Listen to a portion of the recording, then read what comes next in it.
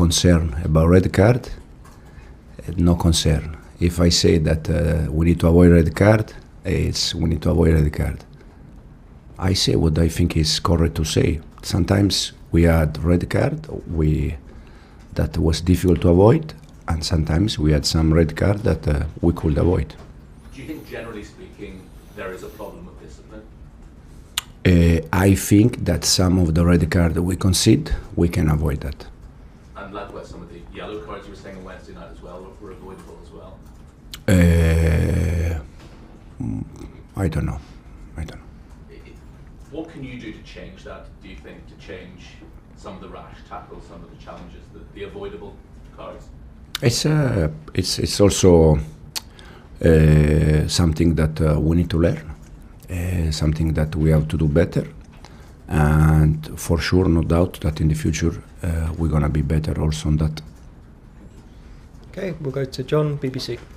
Just on that, have you sat the squad down, since Wednesday and said, this is getting a bit ridiculous now? Was it 6 red cards from 9 games, including your own? Have you sat them all down and said it's really something that's got to stop? Again, some of the red card we could avoid. Some of the red card we cannot avoid. I mean, just away, slightly away from that, on Liam Delap, I mean, you said in the press conference on Wednesday, he's a player inside the pitch playing for himself, struggles to listen to things around him. So is it fair to say that he is quite a long way from being the player that you want him to be?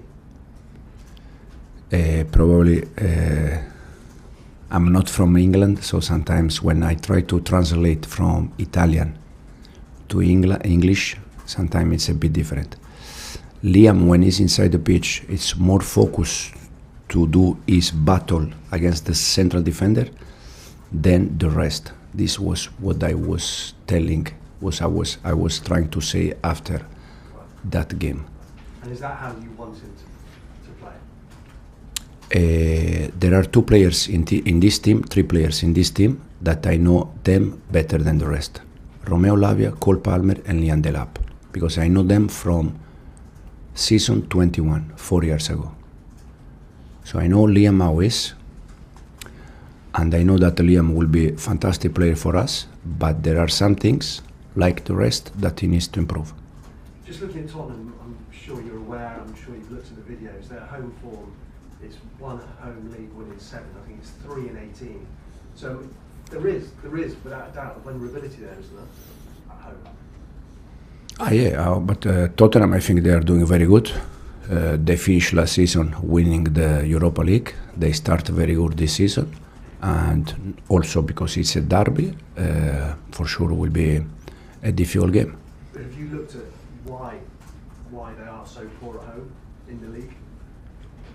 I don't know. This is a question for them, to be honest. Thank you. We'll go to Soraya, PLP. Morning. Your left wingers I want to talk about. Garnacho scored his first goal against Sunderland. Then you got Gitten's amazing goal against Wolves and assisting in the game. You've mentioned previously that you actually tend to pick your attackers on how well they defend and their defensive attributes. What do you sort of think separates Gittens and Garnacho, and what do they contribute differently to the squad? They are both adapting to our the way we work every day. They are both doing well. This is what we want from our wingers, score goals and assist.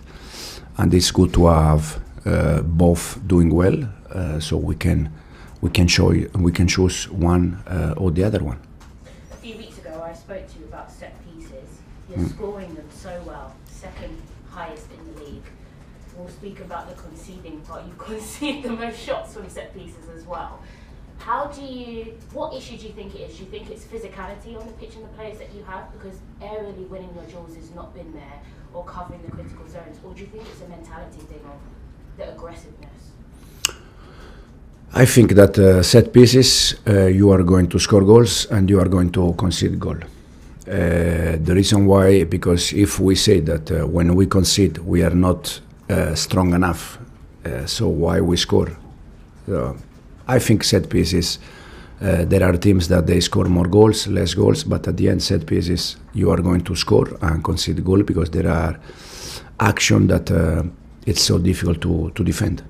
Lastly, just want to talk about one of the tactical tweaks that you do in games. Sometimes you move Lavio or Caicedo to join the centre backs. What's your rationale behind that, and what role do you want them to play when they move into the back line? Yeah, it depends a little bit how the other team press, where we can find space, where we can find solution. Sometimes it's also to move a midfielder from that area because it's traffic, many players there, so we want to move some players out from that area. And depends a little bit on the, as I said, on the other team how they press. Thank you. We'll go to Simon, Athletic. So, Hey Enzo, we've talked to you about when you do long throw-ins. Have you been working on defending long throw-ins? Because that was another one in midweek that you conceded from.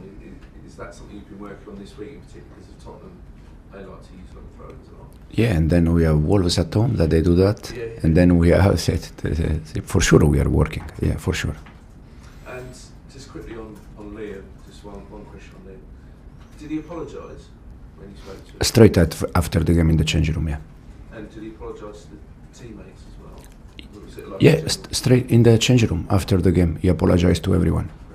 And Cole Palmer, is he still on course to be back?